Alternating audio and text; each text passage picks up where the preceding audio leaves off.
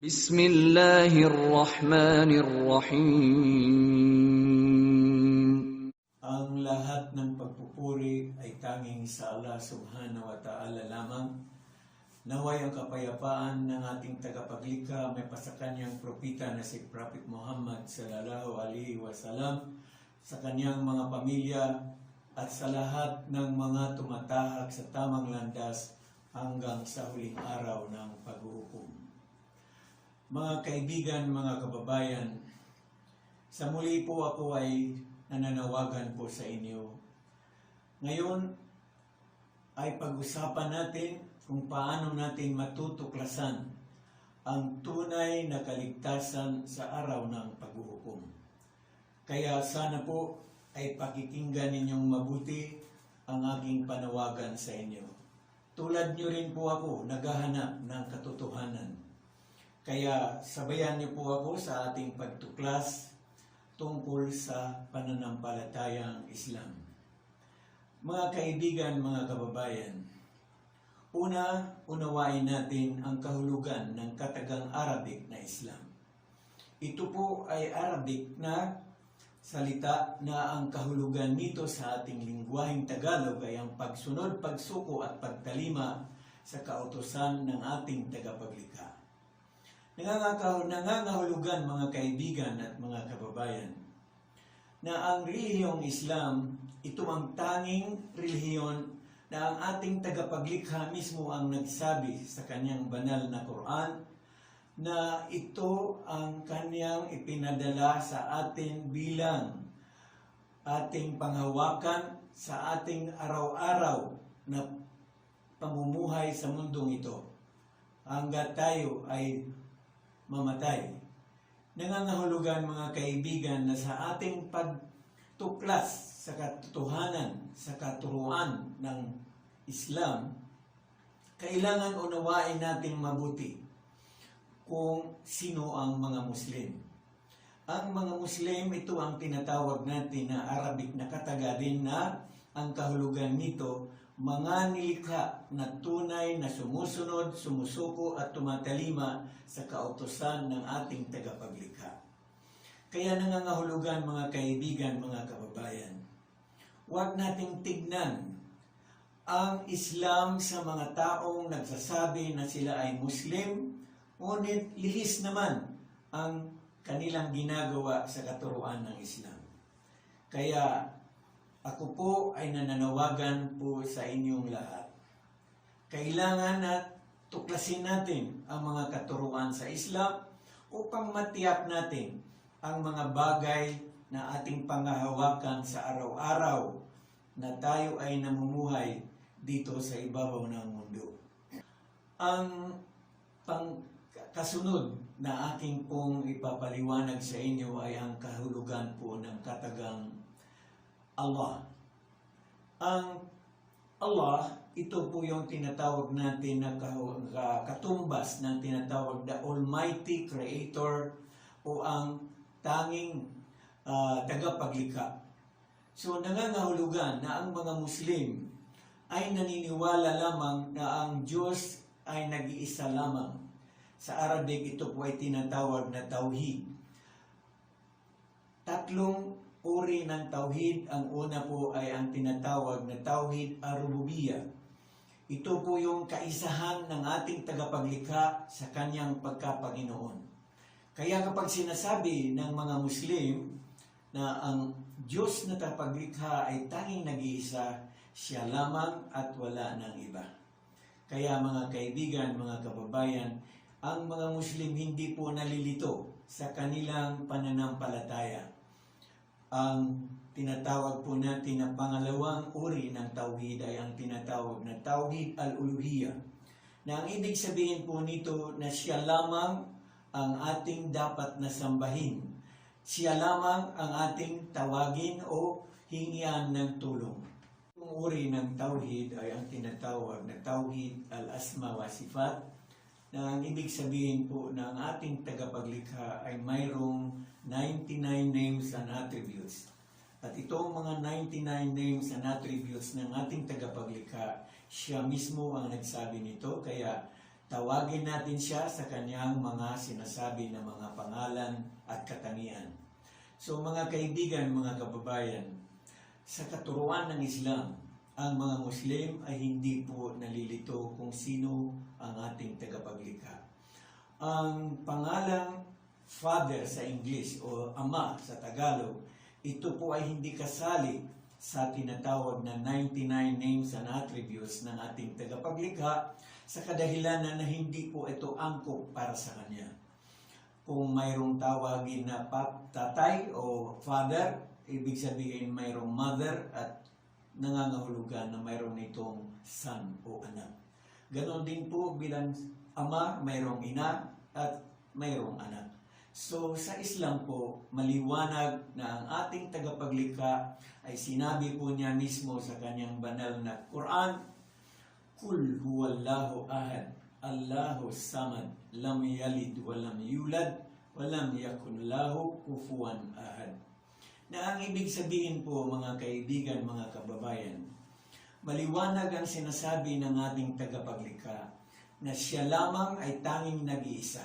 Siya ang pinakadakila. Hindi siya ipinanganak at hindi siya nanganganak at sa kanya ay walang katulad. So nangangahulugan mga kaibigan, mga kababayan, sa katuruan ng Islam, sa ating pag-aaral upang tuklasin ang katotohanan, upang sa ating paghahanda ng ating kaligtasan, maliwanag po talaga na ang mga Muslim ay hindi po nalilito sa kanyang tinatawag na tagapaglikha. Kaya mga kaibigan, mga kababayan, ang kasunod ko po na kailangang ibahagi sa inyo ay kung sino ang Propeta Muhammad, mapasa kanya nawa ang kapayapaan ng ating tagapaglikha. Ang Propeta Muhammad sallallahu alaihi wasallam, kung ating pag-aaralan ng kanyang buhay, babalik po tayo sa kasaysayan ni Propeta Abraham. Ang Propeta Abraham, kung ating mababasa sa kasaysayan, siya ay nagkaroon ng 3 asawa. Una niyang asawa ay si Sarah, ang pangalawa niyang asawa ay si Hagar, at ang pangatlo niyang asawa ay si Ketura, at 6 ang kanyang nag-anak dito. Ngunit sa ating pag-aaral ng ating mga kasaysayan, ating kailangan itutok ang ating pag-aaral kay Sarah at saka kay Hagar. Si Sarah, siya ang unang asawa ng Propeta Muhammad, ng Propeta Abraham. Ngunit matagal na panahon sila nagsama, hindi sila nabiyayaan agad ng anak. Kaya si Sarah mismo ang kumuha ng isang babae at ito ang naging pangalawang asawa ng Propeta Abraham. At dito sa kanyang pangalawang asawa, dito siya unang nagkaanak. Ito po ang maliwanag sa ating kasaysayan. Ang Propeta Abraham ay nagkaroon ng unang anak sa pangalawa niyang asawa. At ito ay si Propeta Ismael. Ang Propeta Ismael mula 1 taon hanggang 13 taong gulang, siya lamang ang matatawag na kaisa-isang anak ng Propeta Abraham. Dahil nung siya 14 na taong gulang, hindi imposible sa ating tagapaglikha. Si Sarah ay binigyan ng anak kahit matanda na. So nangangahulugan mga kaibigan, mga kababayan, ang ating tagapaglikha ay makapangyarihan. So, anuman ang kanyang naisin, kanya itong magagawa sa pamamagitan ng kanyang kapangyarihan. Ang kanyang salitang kun fayakun, mangyari at mangyayari. So, nangangahulugan mga kaibigan, mga kababayan, kailangan po natin talagang tiyakin ang ating pinangahawakang katuruan. Naway, ito po ay makakatulong sa ating pag-aaral upang tuklasin ang tamang katuruan sa ating kaligtasan. Mga kaibigan, mga kababayan, ang Propeta Ismael sa kasaysayan at sa ating pag-aaral, siya ang kaisa-isang anak at panganay na anak ng Propeta Abraham mula sa kanyang pangalawang asawa. Kasaysayan po ang magpapatunay nito. So ito po ang mahalaga na kailangan iwasto natin ang mga bagay na ating pinaniniwalaan. Ang panglima na kailangan ko pong ibahagi sa inyo na napakahalaga mga kaibigan, mga kababayan, ang tungkol po sa banal na Quran. Ang banal na Quran, hindi po ito katulad ng mga ibang pinanghahawakang pinaniniwalaan. Ito po ay nagmula sa ating tagapaglikha, dala ng Anghel Gabriel, na kanyang ibinahagi sa Propeta Muhammad direkta, wala pong tagapamagitan. Ibig sabihin, lahat po ng sasabihin ng Anghel Gabriel ay kanya po itong nasa sa ulo. At ang bawat nasa ulo ng Propeta Muhammad sallallahu alaihi wasallam, kanya din itong ibinabahagi sa kanyang mga kasamahan. Kaya ang kanyang mga kasamahan ayon sa kasaysayan, ang mga naunang revelasyon ay naisulat ito sa mga dahon ng kahoy, sa balat ng kahoy, sa mga balat ng hayop, sa mga malalapad na bato. Kaya nangangahulugan mga kaibigan, mga kababayan, na ang banal na Quran ay talagang buo ito na nasa sa ulo ng Propeta Muhammad sallallahu alaihi wasallam at kanya itong ibinahagi sa kanyang mga kasamahan. Kaya ang kanyang mga kasamahan, libo-libo sa kanyang mga kapanahunan, sa ulado nila ang banal na Quran mula sa simula hanggang katapusan. Buhay na buhay pa po ang Propeta Muhammad. So ibig sabihin mga kaibigan, mga kababayan, maliwanag po na ang banal na Quran ay nagmula sa ating tagapaglikha, dala ng Anghel Gabriel, ipinahayag sa Propeta Muhammad, at sa kanyang mga kasamahan, sila ang marunong magsulat. Kaya ang banal na Quran ay sulat po ito. Now, at ang mahalaga po dito, na sa ulo ito ng mga kasamahan mula sa simula hanggang katapusan, buhay na buhay pa po ang Propeta Muhammad, mapasa kanya nawa ang kapayapaan ng ating tagapaglikha. Ito po ang matibay na pinangahawakan ng mga Muslim. Kaya hinihikayat ko rin po kayo, pag-aralan po ninyong mabuti ang banal na Quran.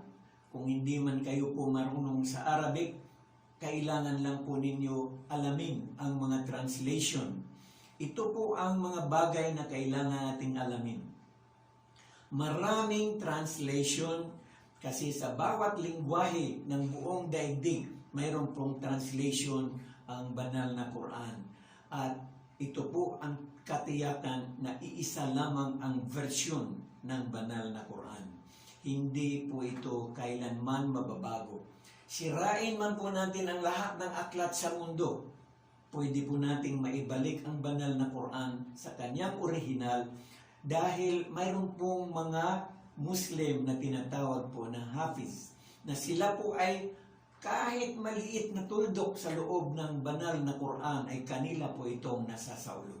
Ibig sabihin, sirain, sunugin man natin ang lahat ng aklat, pwede po nating maibalik ang banal na Quran sa kanyang original na kaanyuan. So ito po ang matibay na pinangahawakan ng mga Muslim, mga kaibigan, mga kababayan.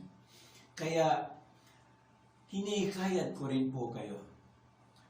Ang banal na Quran ay hindi po ito katulad ng isang bahay na ginawa ng isang arkitekto, na pinaganda lamang ng isang arkitekto, at ang lahat ng mga bagay ay gawa lamang ng tao. Ang banal na Quran, ito ay nagmula sa ating tagapaglikha at direkta sa Propeta Muhammad, mapasa kanya nawa ang kapayapaan ng ating tagapaglikha. Mga kaibigan, mga kababayan, sa ating pong pag-aaral ng pagtuklas ng katotohanan, kailangan po natin pag-aralan ang ating kasaysayan. Ang Islam po ay dumating dito sa atin, sa ating bansa, taon 1380. Nangangahulugan po na isang Arabong misyonaryo na dumating sa tubig indanang Zulu. Ito po siya ay si Sharif Makdum. At sa kanyang pagdating, ipinamuhay po niya ang katuruan ng Islam. Dahilan po ang mga tao, ang mga katutubo doon ay nakikita nila kung paano kaganda ang ugali, pag-uugali ng Sharif Makdum, ay kanila po itong tinanggap at sinunod. Kaya makikita po natin sa ating mga kasaysayan na ang mga katutubo sa panahon ni Sharik Magdum ay sila po ay nag-Muslim. Ibig sabihin, tinanggap po na nila ang kanilang bagong relihiyon, ang pagsunod, pagsuko at pagtalima sa katautusan ng ating tagapaglikha. Ito po ang tinatawag sa Arabic, Islam. So nangangahulugan po mga kaibigan, mga kababayan, tinanggap ng mga katutubo ang Islam na wala pong kaguluhan. At sa ating pag-aaral ng kasaysayan, sa taon na 1390, dumating naman po si Raha Baginda sa Buanza, Zulu, na karatig bayan ng Indanan. At ito po ay pinagpatuloy po niya ang mga gawain ni Sharik Magdum. Makikita natin sa ating kasaysayan na ang unang masjid o bahay-sambayan na itinayo ng Sharik Magdum ay hanggang sa ngayon, ito ay nananatiling buhay at ito ay kasama na po sa ating mga turista na destinasyon. So nangangahulugan mga kaibigan, mga kababayan, matibay sa ating pag-aaral ng kasaysayan na ang Islam ay dumating dito in the 1380. No? At makikita natin na sa susunod na mga taon in the 1450, dumating naman po si Abu Bakar na isang ding Arabong misyonaryo. At ito po ay naging bahagi po sila ng Sultan ng Sulu. No? Sila ang unang sultan, siya ang naging unang sultan ng Sulu. In 1475, dumating naman po si Sharik Magdum at siya po ay naglayag sa tinatawag natin ngayon na Maguindanao. Ito ngayon ang tinatawag na South Cotabato.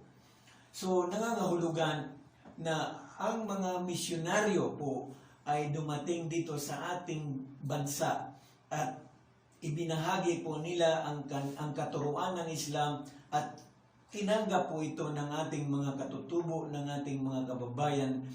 At sa kasaysayan, maliwanag po mga kaibigan, mga kababayan, na tinanggap nila ng buong puso ang katuruan ng Islam. Kaya po sila ay nagiging Muslim. So mga kaibigan, mga kababayan, kasaysayan ang magpapatunay na ang Islam, after na dumating itong mga Arabong, itong mga misyonaryo, mayroong 10 dato na galing ng Borneo. At ito po ang nagpalaganap ng Islam sa buong Kabisayaan. No? Sila ni Dato Balinsula, Dato Bangkaya, Dato Dumalugdog, Dato Dumangsul, Dato Dumangsil, Dato Paduhinog, Dato Paiburong, Dato Lubay, Dato Sumakwil, at Dato Puti. So ito po ang nakabili ng kapatagan ng Panay mula sa isang namumuno doon na si Dato Marikudo. So kasaysayan po mga kaibigan, mga kababayan, nang dumating si Magellan in the 15th century, to be exact, in the March 16, 1521. Si Magellan ay kanya nang nadatnan, si Lapu-Lapu sa Mactan, Cebu, at ganon din si Dato Humabon sa Bohol. So nangangahulugan po, nandiyan na po ang Islam sa ating bansa. Mga kababayan, sa kasaysayan po ng Islam dito sa ating bansa, ay napapatunayan po natin na talagang mas nauna ang Islam sa atin dito sa bansa natin kaysa Kristyanismo. Maliwanag po yun. At kung babalikan natin ang kasaysayan, nung inilagay si Adan at si Eva sa paraiso ng ating tagapaglikha, nandun na po ang Islam. Bakit? Dahil kung sumunod, sumuko at tumalima si Adan at Eva, hindi sila bumagsak sa pagsubok ng ating tagapaglikha. Ngayon ang tanong, bakit sila bumagsak sa pagsubok? Dahil sila po ay tao. Sila po ay tao na binigyan ng sapat na karunungan, kaalaman. Mayroon po silang free will. Pwede po silang sumunod, pwede po silang sumuway. So ibig sabihin, sila ay sinubukan ng ating tagapaglikha kung talagang ginagamit nila ang kanilang mga bagay na natutunan sa ating tagapaglikha, ang pagsunod, pagsuko at pagtalima at pag-iwas kanyang mga ipinagbabawal. Ngunit, ang sinabi ng ating tagapaglikha, manahan kayo at kumain at tumang inyong gawain, ngunit huwag kayong lumapit sa punong ipinagbabawal. Dito bumagsak po ang ating unang tao na si Adan at si Eva. Nangangahulugan, kung sila po ay hindi bumagsak sa pagsubok ng ating tagapaglikha, hindi po magaganap ang tinatawag natin na forgiveness and salvation, ang paghingi ng kapatawaran at pagpapatawad ng ating tagapaglikha. So, nakikita natin dito na nung sila ay bumagsak sa pagsubok ng ating tagapaglikha, sila ay ibinaba sa daigdig dahil sila po ay nilikha ng ating tagapaglikha para sa daigdig, hindi po para sa paraiso. So, nangangahulugan, dahil sila po ay bumagsak sa pagsubok, sila ay nagkasala nung sila nasa daigdig na. Sila po ay humingi ng patawad sa ating tagapaglikha at sila po ay pinatawad. Nangangahulugan, mga kaibigan, mga kababayan, sa Islam po, wala pong tinatawag na kasalanang minana, the original sin. Wala po ito. So, kailangan po natin pag-aralan itong mabuti kasi ito po ang nagliligaw sa atin. No? Mga tao na magaling sa kanilang pagsasalita, sasabihin lamang nila, kumapit kayo sa ganitong paniniwala at kayo'y maliligtas. Hindi po yan ang katotohanan. Ang katotohanan po, ang propeta Adam at sa kanyang asawa na si Eva, sila po ay humingi ng kapatawaran sa ating tagapaglikha at sila po ay pinatawad. So nangangahulugan po, mga kaibigan, mga kababayan, wala po tayong tinatawag na kasalanan na minana. There is no such thing as original sin. Kaya po, mga kaibigan, mga kababayan, ang ating kaligtasan sa araw ng paghuhukom ay nasa ating mga kamay. Binigyan tayo ng batas ng ating tagapaglikha upang tayo ay sumunod, sumuko at tumalima at iwasan natin ang kanyang mga ipinagbabawal. Ito po yung batas. Napakasimple lamang ng ating tagapaglikha. Siya ay dapat nating sambahin na siya lamang at wala nang iba. So nangangahulugan na sa ating pamumuhay sa mundong ito, kailangan po nating panghawakan ang mga bagay na may katotohanan, na may basihan. Hindi po yung kung ano lamang ang sasabihin ng kapwa nating tao. No? Dahil kung sila ay magaling na magsasalita, baka kayo ay matatangay. Ngunit ito pong ibinabahagi ko po sa inyo, ito ang katotohanan na kailangan po nating panghawakan, mga kaibigan, mga kababayan, para po sa ating kaligtasan sa araw ng. Maraming salamat po.